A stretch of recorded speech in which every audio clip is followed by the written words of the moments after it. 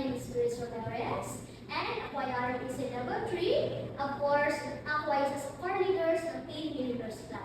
And welcome sa ating topic, Rising Distributor Training. But before that, may house tour tayo. Nauna, kindly silent all our gadgets. So, hindi lamang sa akin, kundi gadgets na din. Importante yan para sa ganun makapag-focus kayo dito.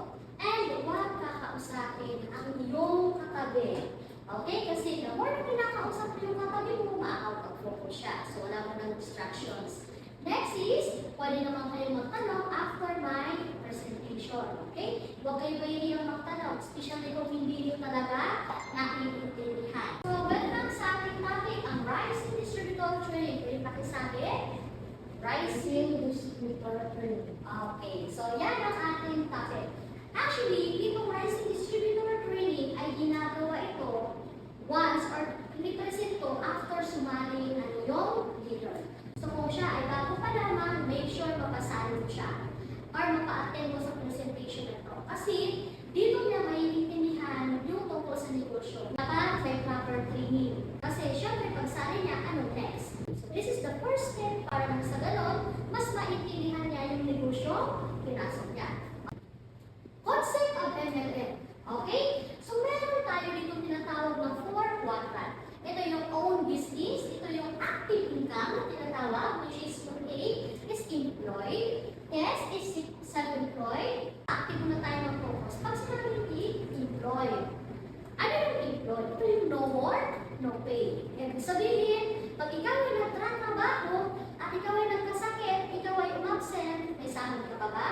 Siyempre, wala na. So dito, kailangan ng presence mo. Ibig sabihin, kailangan nandun ka para sa ganun masakuran ka. So ang tanong, pag ikaw ba ay nanghina at napagod magtrabaho, may kita ka pa ba? Siyempre, wala. Next is self-employed. Ito yung self-employed na tinatawag naman ay oo, hawak mo ang oras mo, but the problem is, nire-require ng skills. Sino yung example ng self-employed? Hindi one. Part 1. Doctor. Engineer. Engineer. Anong ibig sabihin nun? Yung mga contractor, anong ibig sabihin nun? Kung walang skills nila, wala silang kikitain. Tama ba? Requires skills. Next is, let's proceed sa ating passive income. Ito yung business and investment. Pero yung B stands for business, nandito tayo ngayon sa business. Ano yung business? Tulad itong red tea. Ibig sabihin ng business, meron kang maaasahan na kahit wala ka ng trabaho, pag ikaw ay nag-duplicate, automatic magkakaroon ka ng income. Like dito sa red tea, sa umpisa, may ginagawa. Dahil na ba day, pag marami ka ng tao, tuturuan mo lang sila, maybe ikaw na ang next na matuturo. Sige, palakpak, yan ang gusto ko. Pumalakpak, ang hindi maangat. Okay. Pag sinabing business, may sistema. Ibig sabihin, hindi lang ikaw kung nagtatrabaho. Okay? May sistema na nagtatrabaho para sa iyo. Ibig sabihin, nag-duplicate ka. Ibig sabihin, nag-leverage ka dahil sa business. Dito na tayo sa investment. Investment. Time ka, pag ikaw ay successful na sa business, lalo na sa leading, dahil ka pa naman, pupunta ka rin sa investment. Bakit importante yung investment? Kasi sabi niya, put your eggs in different basket. Pero paano kung ipuput yung eggs mo sa iba't ibang basket kung wala kang eggs? Ano yung eggs na ibig sabihin? Wala kang income, wala kang pera. Siyempre, hindi ka mag-i-stay lang na ang pera mula sa bangko, tama? Mag-iisip ka ng another business. Ibig sabihin, or money works for you. Ibig sabihin, ang pera na magtatrabaho para sa iyo. Ibig sabihin nun, pag-alagala ka na lang, pag-travel, tapos kumikita ka. Exactly. Yung pera mo kahit sa ayaw, sa gusto mo, nandyan lang. Ikot ng ikot, marami ka na negosyo. Marami ka na pera na pinasok ang investment. Okay? So, importante dito sa passive income, pag sinabing passive income, multiplication of time, effort, and money through others. Sabihin yan, dapat mag-multiply ang time. So, hindi ka nagtatrabaho ng isa. Okay? Duplication is the key. Para sa ganon, hindi ka mag-isa makapit. I'll give you an example. Ano ang mas maganda? Namimingwit ng isa or meron kayong lambat lahat? Ano mas marami ng ulama? Exactly. Okay? So, ang lambat hindi ang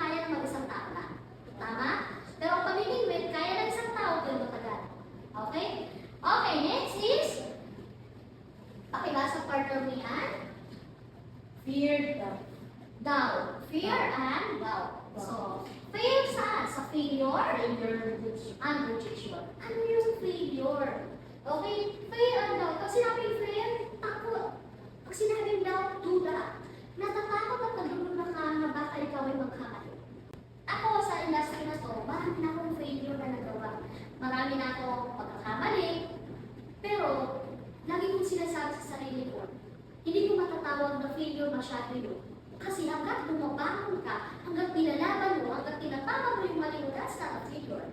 Pero, the more na tumigil ka, nagkamali ka, tumigil ka, ayaw mo na, yan ang tinatawag na failure. Kasi kinayawan ka. In other words, hanggat hindi ka sumusuko, hindi ka failure. Pero kung matatawag mo man siya na failure, it's okay. Kasi bakit? Ang failure ay kapatid yan ng success. Paano ka matututo kung wala kang pagkakamali? Paano ka matututo kung wala kang itatama? Lahat nagkakamali. Even mga successful na tao nagkakamali. Even mayayaman na tao nagkakamali. Okay? So huwag yung awayan yung pagkakamali. Kaibiganin nyo. Bakit? O, sabihan mo sa rin mo, self ha? Mali na naman tayo. Okay lang na, tama mo. Okay? Ito yung mali na tayo. Huwag na, ayaw ko na. No. Kasi bakit? The more na ayaw ka, hindi ka magbawagi. Okay? Next is rejection. Fear and duda sa rejection. Sino na nakaranas dito mag-taxi? Mag-taxi, mag-tricycle, mag-jeep. Lahat ba ng pinapara nyo, lalo na kung puno, humihinto? Pero nagwawala pa kayo. Umiiyak pa kayo. Hindi. Nagagalit pa kayo. Hindi. Bakit? Alam nyo sa sarili nyo na may dadaan pa. Alam mo sa sarili mo, may dadaan pang next na taxi, may dadaan pang next na tricycle. Sino na makapag-shopping? SM. May mga inaalok na damit. Mabili mo to. Lahat na inalok mo na, kinalkal mo na lahat. Pero, hindi ka bumili. Ang sales lady, for sure, magagalit yan. Ano naman talaga ito? Ngayon, kinalat mo lang, pero hindi ka naman bumili. Pero, umiiyak pa siya. Kasi alam niya kung makakapagod. At tayo, kung alam mo negosyante ka, trabaho mo mag-follow up, trabaho mo maghanap ng clients na tutulungan para masinso sa negosyo na to, hindi ka matatakot mag-share ng negosyo. E paano yan sinabihan ako, scammer ka, ganito ka, it's okay. Kasi, tandaan mo, hindi mo control ang sasabihin ng iba, pero control mo ang sarili mo. Tama ba? You cannot control others, pero control mo yung sarili mo. Sabi nga, hindi mo control din ang iniisip ng iba. What if magpusa mo na ganito, tapos nangutang? Hindi mo na control yun. Kasi maniwala ka, may gawin ang tama o wala. May masasabi ng tao. Out of 10 na ginawa mo tama, sa pagkakamali mo lang. Lahat ng tama na yun, nagiging mali. Tama? So, bakit mo iisipin yung sasabihin ng iba? Huwag ka matatawag ma-reject. Kung ito ay kapatid ng ang failure, ito yung mother of success. Kung wala rejection, even mga mayayaman na reject ka. Hindi lahat ng inaanuhan natin ng negosyo na, even kami, hindi ka right, na-reject pa kami. Pero, lagi kong sinasabi, i-reject mo ko, that's okay. I-apply ko yung SW4. Someone join, so what? Someone is willing. Ibig sabihin, may mga sasali, may mga hindi sasali, ano ba yun? May mga naghihintay sila. Ayun ako, sinabihan ako ng no. Ibig sabihin ng no, and next opportunity. So pag blinak ka niya, in-invite mo, blinak ka niya, it's okay, thank you. Hindi lang mo sa sa'yo ng masaya. At least alam ko na. Okay? So huwag ka matakot sa rejection, kaibiganin mo. Kung kinakailangan, kasi kasama mo yan sa lahat. Out of 100 or out of 10 na tao na kakasapin mo everyday, isa lang doon ako papasok. 10 is to 1. 10 taong kausapin mo tungkol sa business, isa lang doon ang pasok. Kaya kung ang kausap mo 3 lang, maniwala ka, walang resulta yan. So 10 is to 1. Yan ang labanan. Okay? Next is, why? Why pangarap? Bakit nga ba? Dreams. May pangarap ko ba? Kung nangangarap na lang ako kasi sinabi ni Milton. Sabi na ng coffee, para kanino ko ba? ba? Ikaw, paano kanino ka bumabangon? Kay Bibi, ikaw, para kanino ka bumabangon? Ikaw, paano ka bumabangon? Para kanino? Parents. So, lahat tayo may mga duties qual. So, pag ikaw, wala ka ng pangarap, ang pangarap kasi, yan ay blueprint ng success. So, i-require ko yan sa'yo, since bago ka lang sa industry na to, first time mo talaga mag-focus na ganito, i-require ko sa'yo magkaroon ka man lang ng goal. Short term at long term goal. Dapat yung reality, gamitan mo ng SMART. Paano SMART? Kung pang sabon ba? Hindi. Panghugas ba? Hindi. SMART. S stands for? Specific. M stands for? Yes, stand up. Specific. Then yung M is Measurable. measurable. A. Is attainable. R is realistic. realistic, and then L and T is time bounded. Exactly. Pag sinabing smart, dapat smart ka sa pangarap mo. Kasi nagiging smart ka nga sa ibang tao tapos si pangarap mo hindi. So pag sinabing smart, specific. Halimbawa, partner niya, gusto ko ng sasakyan. Ano kulay ng sasakyan? Next is measurable. Meron dapat yan, mini-measure mo yan. Paano measurable? Dapat alam mo kung magkano yan. Kasi hindi mo malalaman yung hataw mo. Halimbawa, tablet. Nag-inquire ka, magkano ba? 7,000 ako, wala akong pera. Pero alam mo na magkano presyo. So pag napawin mo yung 7,000, alam mo na anong brand ang gusto mo, alam mo na anong klaseng kulay, dapat alam mo na kung magkano. So dapat gano'n. Next is A stands for attainable. So dapat nakatotohanan. Hindi pwede naman marap ko sana mapakasawa ko sa Pure Pascal. Hindi mangyayari yun.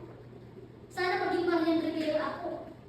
Walang gano'n. Dapat makatotohanan. Okay? Next is realistic. Lalo na realistic. Pag sinabing realistic, mas lalo dapat totoo. Okay? Para halimbawa, gusto ko magkaroon ng house and lot. Tapos ang hataw mo ang gusto kita. Kung ang goal mo sa sakyan, at ang goal mo 2 million within 1 year, dapat ang hataw mo pang 2 million. Next is time bounded. Pag sinabing time bounded, dapat may specific time. Hindi pwede gusto ko lang sasakyan. Umabot ka na ng 50, tsaka mo lang nakuha ang sasakyan, then wala kang time bounded, wala kang sinasabing due date. Ibig sabihin, umabot ka na ng 50, wala ka sasakyan ka nga. Tapos lahat ng sasakyan mo, may grado na lahat. Wala ko na matabo. Kung magkaroon ng sasakyan, within 2 years lang taon ako ngayon. Lang taon ka ngayon, 23. Dapat pag 25 years old ako, meron na akong lalabas na sasakyan. Next is power of leverage. Importante ang leverage. Katulad yan, partner yan. Kung walang leverage, baka darating ang panahon na halimbawa, ikaw, sa partner niya, mapapapresent. Partner, gusto ko sana magpapresent Nandito ko sa office, kinasakong ko ako. Pero may leader pa ako sa magaling mag-present si partner, Dea. Ay, walang problema, may leader ako dyan. At dyan si partner Dea, siya mag-present ng products. Ibigati ng guest mo. Kung wala mong nag-present yung guest mo, masasayang na oras, tama? Pero since may leader ako, nasave ba? Tama ba? Nasave ba? Nandyan siya para i-close mo. So, importante nag-leverage ka. Hindi pwede dito. Ano ba mas maganda? Ikaw lang nagbibenta o meron kayo 100 na tao nagbibenta. Kaya din sa negosyo, pagpaparami. Pagpaparami ng tao, imagine yourself, ikaw pumatayo dito, tapos mag-represent ka sa ganang kalaming tao. At lahat yan, under sa iyo. Hindi ba? Iisipin mo, kumita ko, yumaman ko. Lahat yan sila nagpatay-tay dito sa'yo. Di ba napakasarap sa pagkaramdam? Hindi mo sila nagawang tulungan through the money dahil wala ka din naman pa. Pero through the knowledge, an opportunity na sinure mo sa kanya, ginawa na yung negosyo, malaking tulong na yun sa kanya. Kasi pag nabago mo ang buhay niya, lifetime mo ang pasasalamat. Okay? So, next is financial and time freedom. Alam mo, pinakamasarap sa pakiramdam yung wala ka ng problema, always priority mo na yung pera. Bakit? Sabi niya ang pera, hindi mo naman daw yung madadala sa langit. Tama nga naman, hindi mo naman talaga madadala ang pera sa langit. But the question is, nasa langit na ba kayo? Di ba? Hanggat nandito ka sa mundong to, reality, magastos, kailangan ng pera. Maybe hindi ka happy dahil mayaman ka, pero baka ang pamilya mo naghihirap, kailangan nila ng pera, kaya kailangan pasayahin mo sila.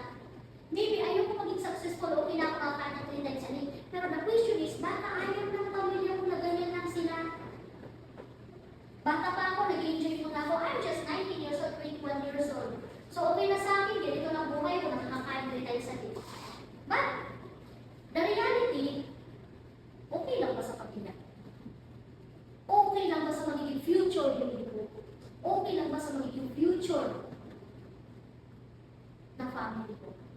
Of course, kung may financial freedom ka, is priority mo na yung pera. Siyempre, number one, masarap, yung marami ka ng oras sa sarili.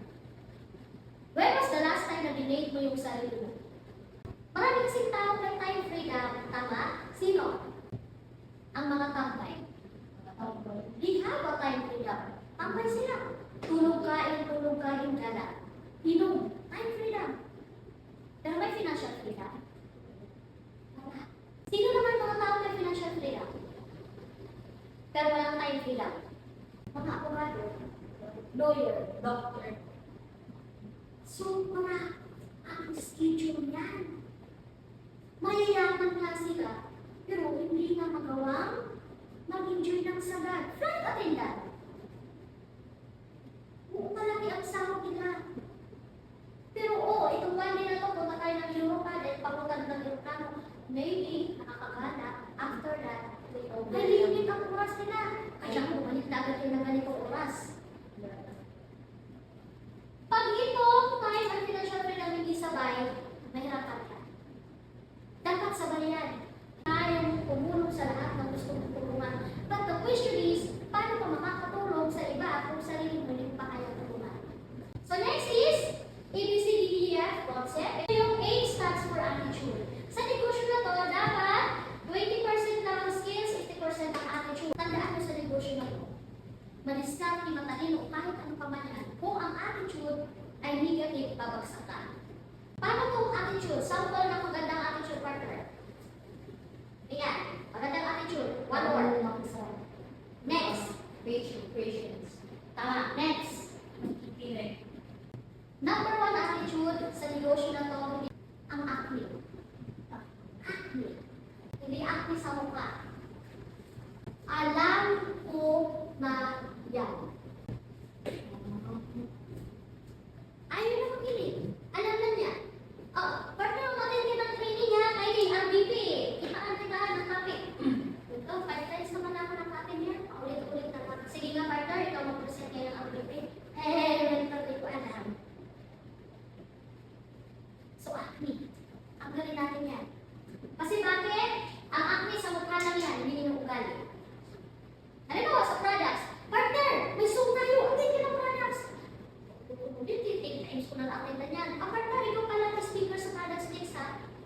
Hindi ko pa kaya. Pero ano yun? Partner, may training doon sa office of jump pack, attend ka. Ang upo ka doon, kailangan intindihin mo, hindi ka nagsusulat. Ibig sabihin mo, acne ka. Kasi the more na acne ka, pinapatagal mo yung success mo. Kasi mentor yan eh. Pag sinabing mentor, ano pagkakaintindi yung partner dyan? Mas maraming alam sa'yo. Mas sa'yo magtutulong sa'yo, hindi pa alam. Tama.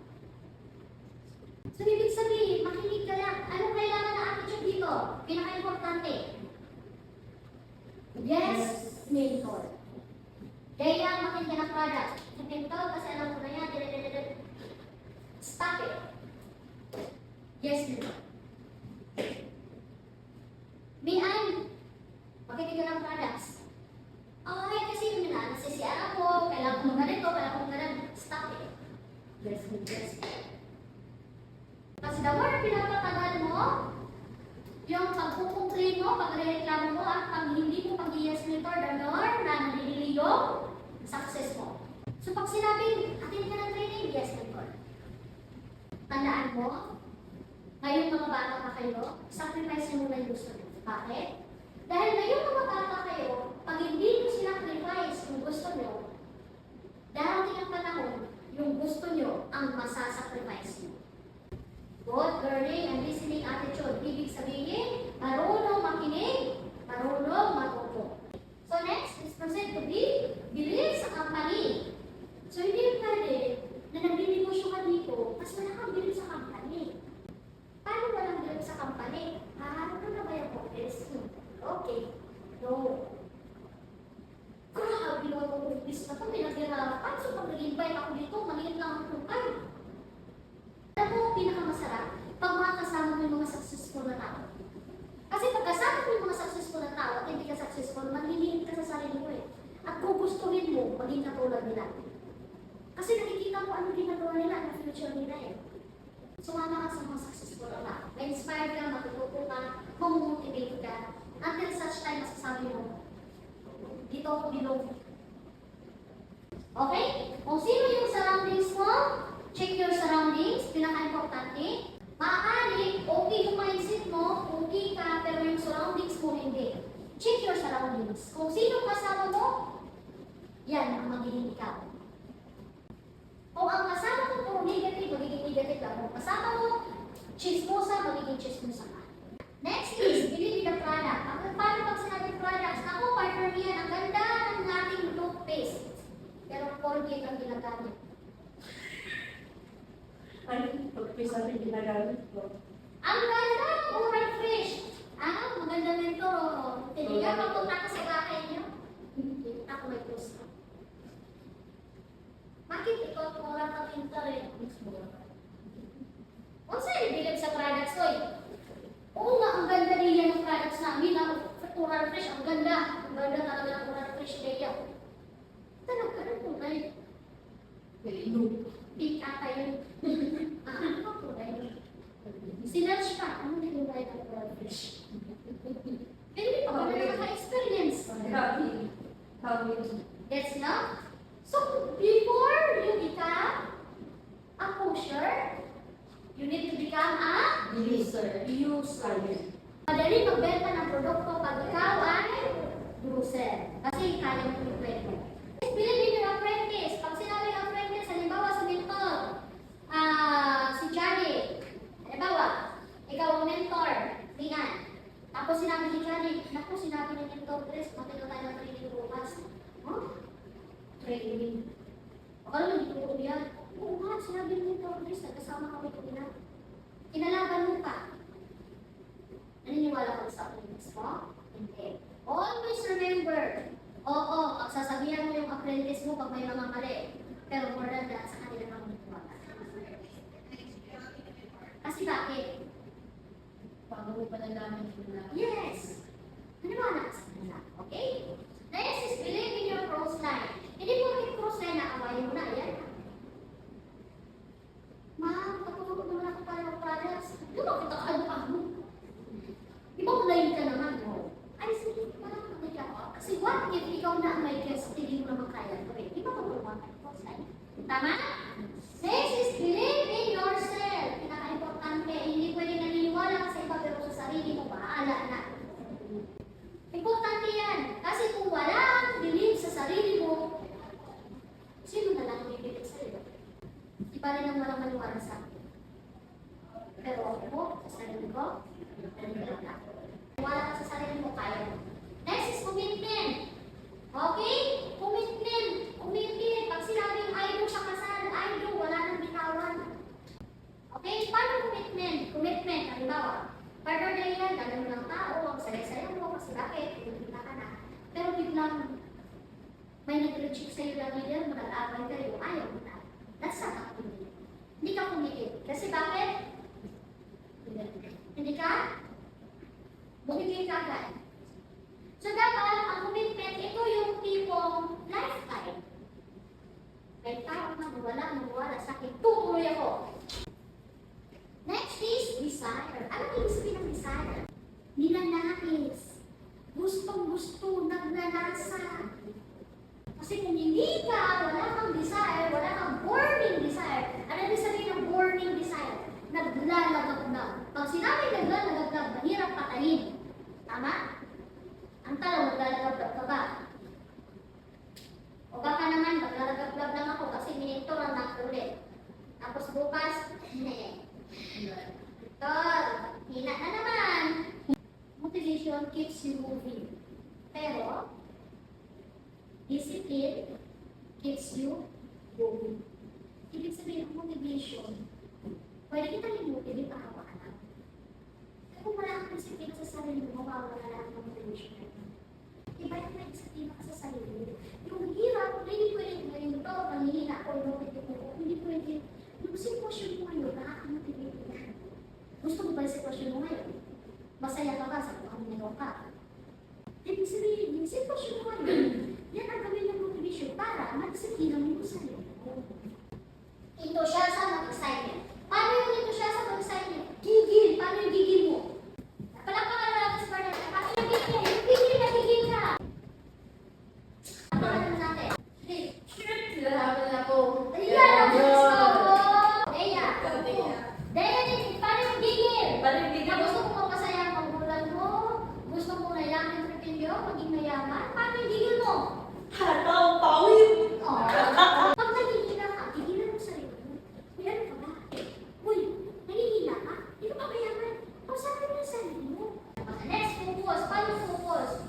cellphone. Tawa ko ngayon. Bukas, Hindi na. swimming tayo. Dito, nahanap na naman ko ngayon. Nahanap ko sa teka. Notebook eh. Naka-15 prospect ako ngayon. Dito. Di bukas. Ito wala. Asan ang focus? Sino nakaranas ng pakulo ng tubig? Baka ang tubig, pinakuluan nyo at patay sindi yung kalan. Kumukulo ba ang tubig? Hindi. Pag wala kang focus, patay sindi yung kalan, patay sindi yung tubig, maniwala ka sa akin. Mag-i-start ka na naman. Start. Wala nang matapos. Tapos na ako. Sige. Review tayo. Ano yung A? Stands for? Excitement. A, apple. B, Belief. C, Commitment. D, Desire. E, Enthusiastic. E, Excitement. focus. Okay. So tapos